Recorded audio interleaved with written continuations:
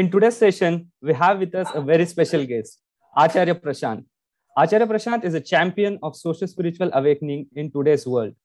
He is an acclaimed Vedanta exegete and author of over 70 books, including national bestseller Karma. An alumnus of IIT Delhi, IIM Ahmedabad, and a former civil services officer, he is an exponent of pure Vedantic against superstition, a proponent of spiritual veganism, and an expounder of essential human freedom. We feel truly honored to have you as our esteemed guest, Acharya ji. The audience is all excited to hear from you.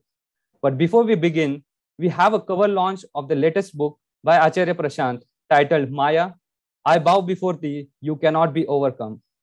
In this book, Acharya Prashant takes us towards an understanding of Maya as she plays out in our daily lives. Drawing on Vedantic seers and philosophers from all ages, he makes age-old wisdom accessible in a modern-day context. If you have the courage to let go of your old beliefs, willingness to pay the price for an authentic life, and love for truth, this book is for you. So without further ado, I would like to invite Acharya ji to address the audience. So I'll begin with the first question, which also relates to the book. So Acharya ji, my question to you is, the concept of Maya, or the idea that the whole universe is an illusion, is at its core in Advaita Vedanta. However, Maya as a concept is unfathomable to many of us. So how can your book help the general audience without having the deep knowledge of Vedanta understand this concept? And are there any major learnings, especially for students like us, from this book? Namaste everyone. See, you said Maya is the concept that the universe is an illusion. The concept actually is that there is nothing called the universe. This universe that you and I perceive is a purely subjective entity.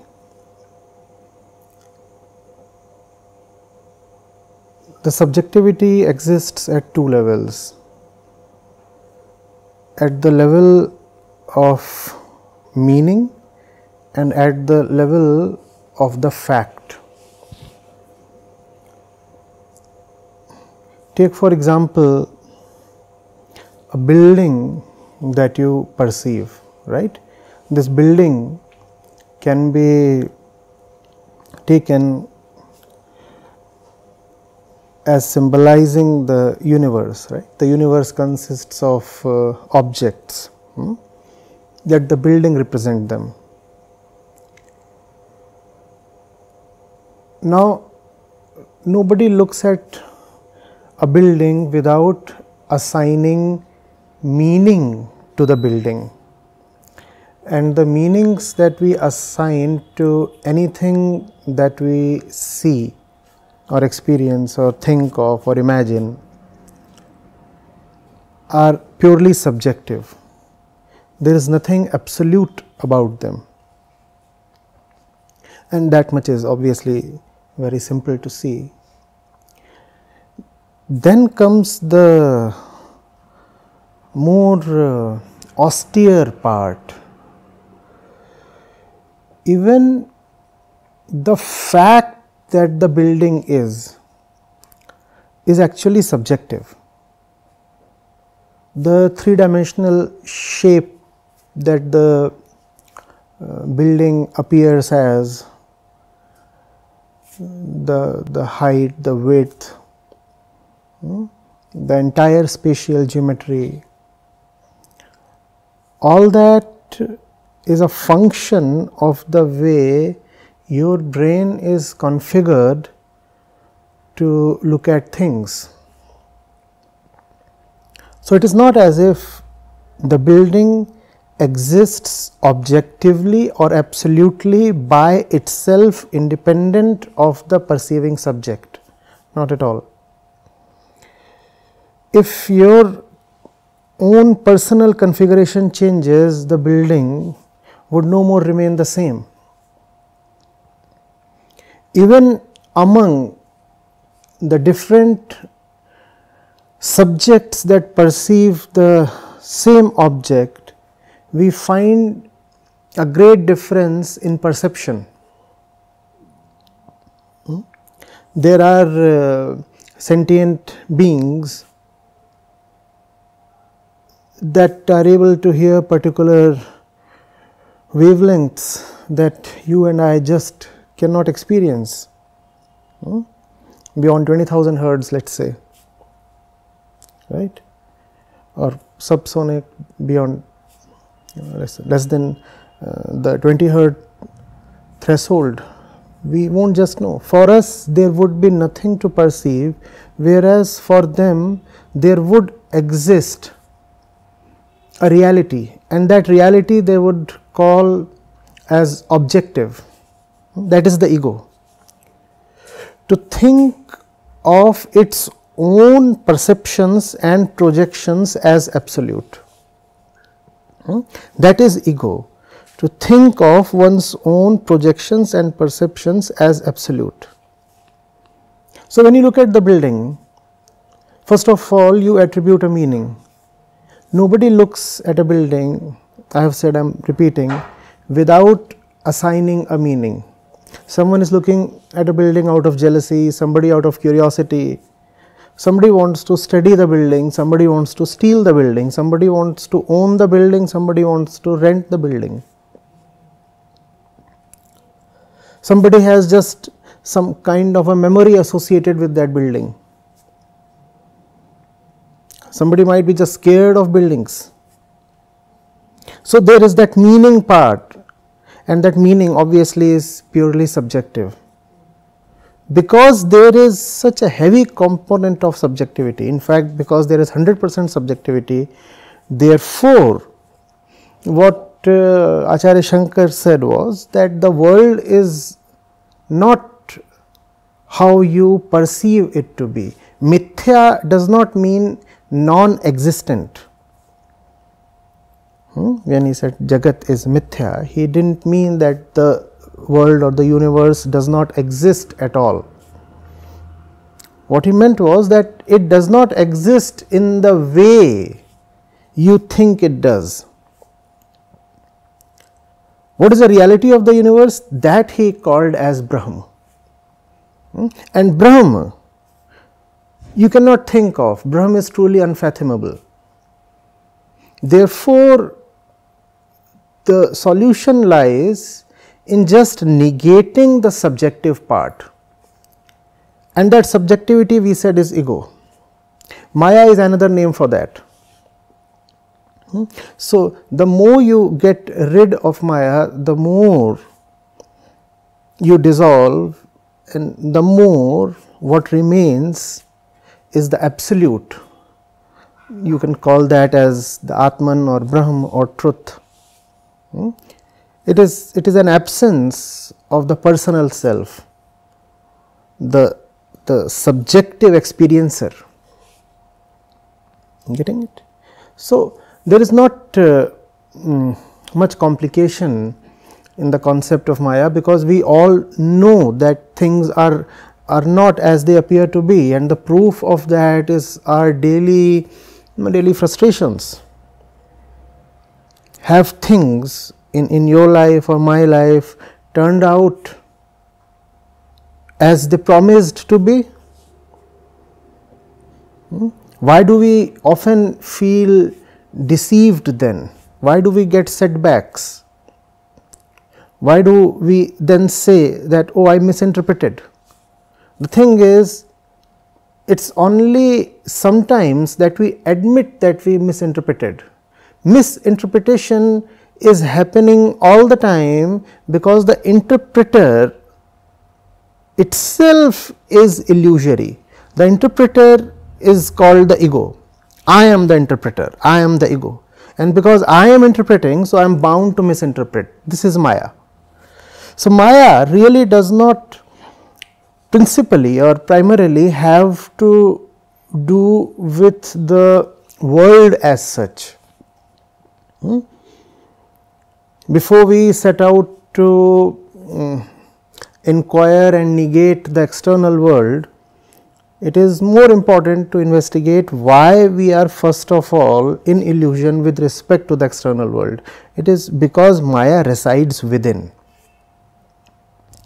The experiencer himself is subject to greed, desire, fear and many other such tendencies, due to which his entire perception is skewed, biased, distorted. He sees things where none exist, and that which exists he definitely fails to see. This is Maya. Maya is said to have two aspects, avaran and vikshep. The first one is about your failure to see the reality, and the latter is about seeing, projecting, imagining stuff that does not really exist. It should be obvious by now that this Maya, which resides within fundamentally, is at the root of all human misery. Because if you do not see a pothole where it exists, you will receive a rude jolt, won't you? At the same time, if you are driving down a highway and you start imagining that a deer has suddenly leaped in front of your car, then again you will receive a huge jolt. You might actually slam the brakes so hard that you might just hit your head against the windscreen, and you do not require an object outside the car to hit you. You will hit the car from inside and suffer. That is how we usually suffer, hurting and hitting ourselves from the inside when actually there is nothing outside to hurt us. That is Maya. But I would rather hear from you what you think about it and converse. Yeah, I mean, thank you for your answer, Acharya, about Maya and about ego, right? I was saying that I recently read a quote from you that, you mentioned that the madman is the last to admit that he is a mad person, right? I think, that quote, I think, kind of resonates with what we are speaking about ego. And I think that mad person is kind of very close to his ego, which is why he's not admitting that he's mad in that sense. So my question is, I think in two levels, I want to understand how, as a human being, how we can kind of remove the biases or the prejudices that we have, and then maybe become less mad and less closer to the ego. And also, how do we deal with people who are like this, who are very prejudiced and who do not change their perception very easily? The answer to the second part is contained in the first part. In the second part, you asked how do we deal with people who are prejudiced, biased and pretty stubborn about their perceptions or opinions. If you can deal with yourself first, you will know how to deal with all such people, because every single person, including the questioner and this speaker, is bound to be biased and prejudiced. So, if we can know how to figure out our own biases and prejudices, it will become very easy to spot the same things in others and help them out of these. You see, we have a stake in living in fancies and imaginations. And that stake offers us comforts. That is the reason most people prefer imaginations over the reality. We are born deluded. The newborn has no faculty for clear perception, right? Yet the newborn is taken care of in several ways, and the newborn has prakritik. By prakritik I mean physical nature, biology here. The newborn has prakritik systems in place to help her navigate through the initial months and years, and that works. That works without any deep understanding or consciousness. Kids of all species manage to live through their initial years and in a healthy way.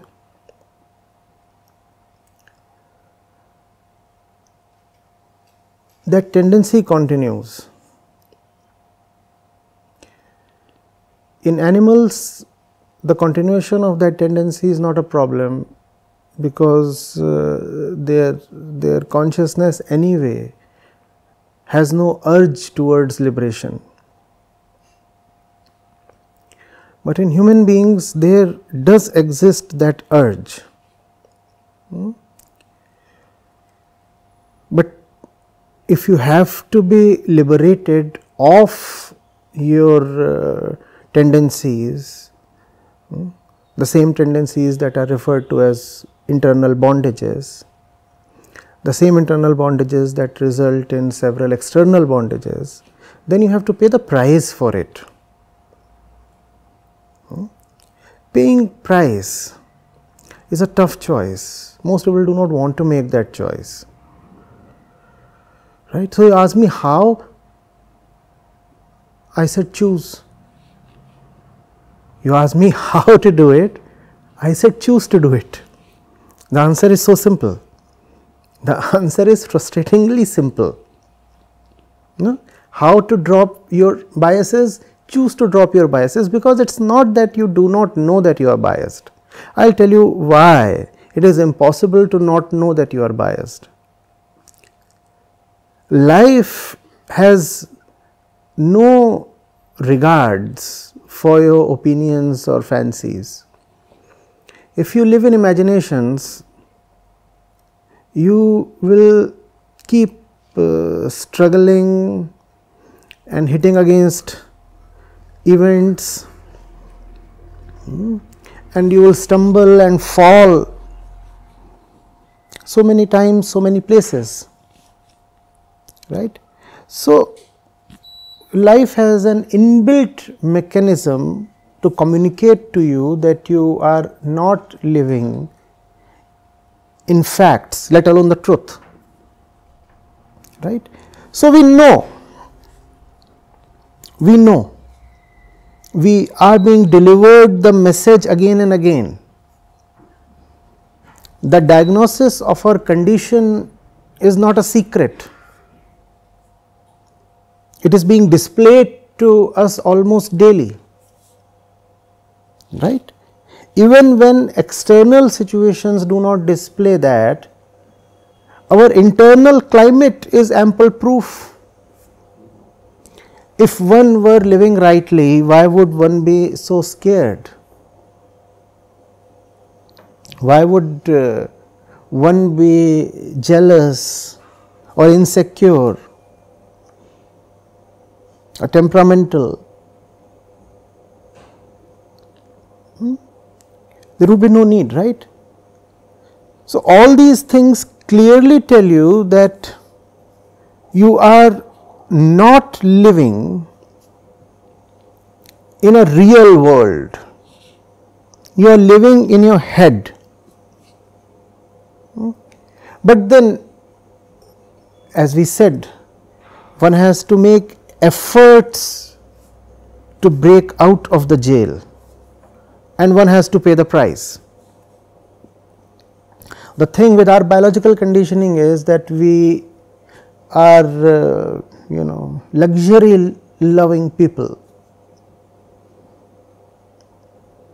Inertia applies not only to insentient objects, but much more to human beings. If you have been living in a certain way and you are used to it, then you grow 1,000 inner arguments against challenging the status quo. So, we do not want to pay the price, then that is all.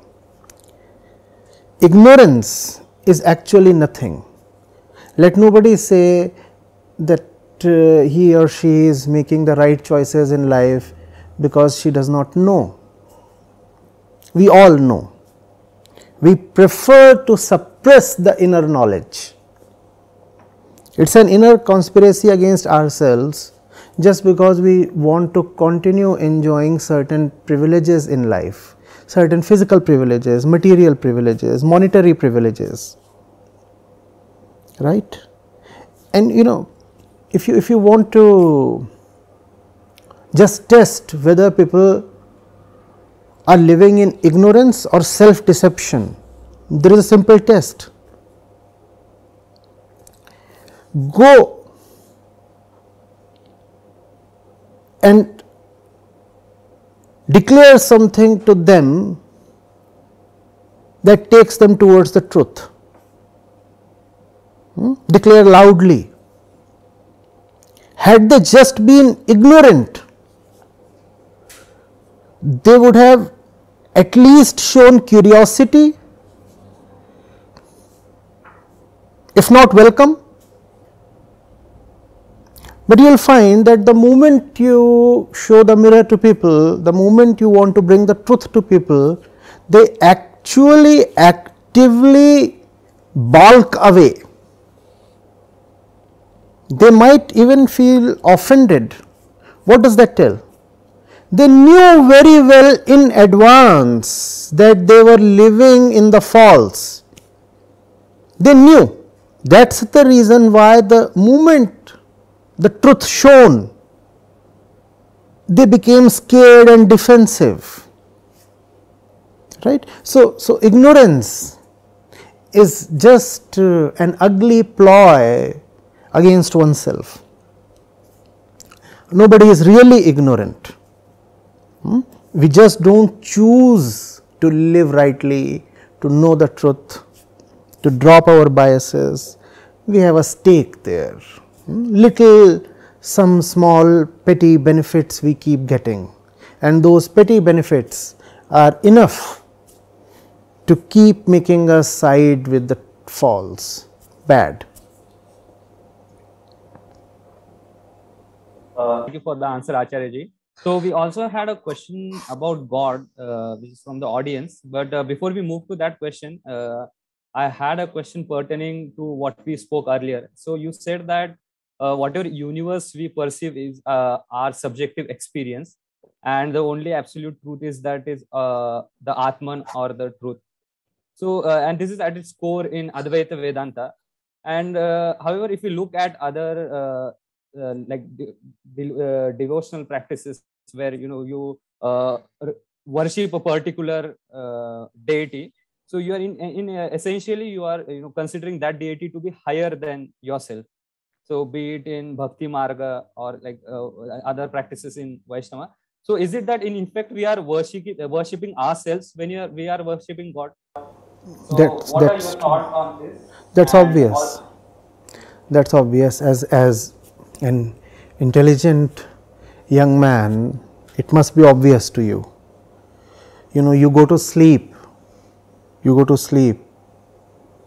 Can you still conceptualize a deity? You cannot. So, the deity is obviously a product of the waking state of your consciousness.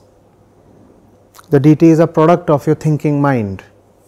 The moment your state changes, the moment your thought changes, All those fancy stories about God and so many other things, they just vanish, no? But truth or Atma or Brahm, they are not concepts, they are not products of imagination, they are not products of mind at all. Therefore, their very definition is that they are inaccessible to the mind. So, whatever happens to the mind, the truth remains.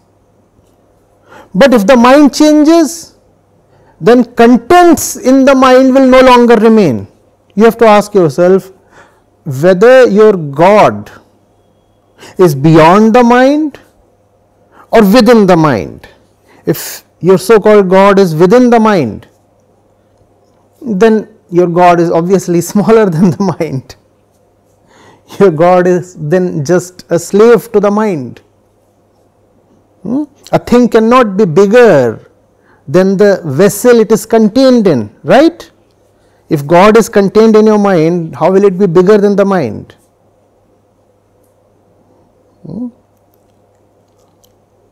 Brahm or truth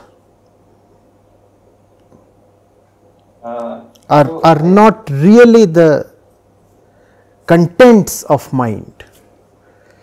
Therefore, they are not amenable to a lot of discussion. One approaches them only via the negativa. You negate what is false, and then slowly the truth shines.